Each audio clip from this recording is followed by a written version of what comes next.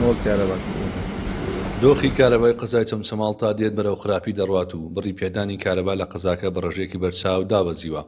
هاوڵاتیانیش دەڵێن شوێنێک وزەی کارەبا بەرهەم بهێنێت چۆن دەبێت خۆی بێ کارەبا بێت. دۆخی کارەبا لە چەمچەماڵە زۆر خراپە. چەمچەماڵ خۆی کێڵگەی غازی کۆرمەر لە سنووری چەمچەماڵایە، بەرهەمهێنانی کارەبا لە سنووری چەمچەماڵایە، بەڵام لە هەموو شارەکانی تر دۆخی کارەبا خراپترە. واتە تۆ لە سەعات 4 و 5 ئێوارەوە کارەبا لەسەر خەڵکە بڕی هەتاوکو 4 و 5 بەیانی، واتە تقریبا نزیکی 12 بۆ 13 سەعات لەم شارەیە کارەبای نیشتمانی نییە. یعنی ئەمە ڕەوای حەق نییە. ئەو خەڵکە چی بکا بم گەرمایە خەڵکی لە ماڵەوە پێویستی بە کارەبایە، لە کاتی ئیسراحەت و خەوایە. یعنی لە هەموو کاتەکان زیاتر ضرورە کە کارەبای نیشتمانیمان هەبێت.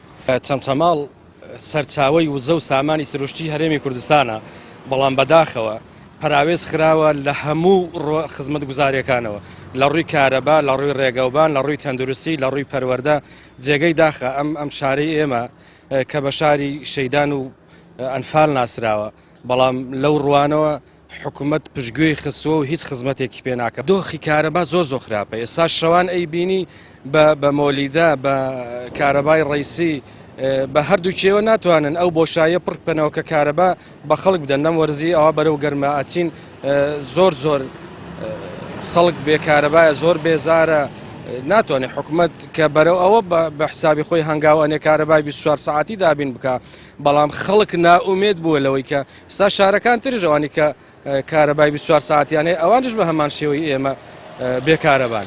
بەهۆی کەمی کارەبای نیشتیمانی بازاڕی کاسبکارانیش بە تایبەت ئەوانی ئیشان بە کارەبا دەڕوات ڕووی لە کزی کردو، وەک خۆیان دەڵێن نازانن کەی کارەبا دێتەوە و کەی دەبڕێت. بەنسبەتەوە لە ئاو بگەڕێتەوە گرنگی کارەبا بۆ بەڕێوەپێشچوونی ژیانی ئینسان.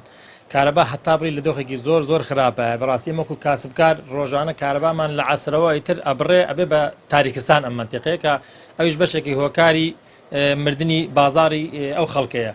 کارەبا بەڕاستی ئێستا کە حساب بڵێن بۆ بە 24 ساعتی کارەبا بەلای منەوە 24 ساعتی نەحەقوایە بناوی بنن ترافیکی 24 ساعتی، لەبەرەوەی هیچ کاتێکی هاتن و بڕان و هاتنەوەی دیار نیە، نە بە ڕۆژ نە بە شەو.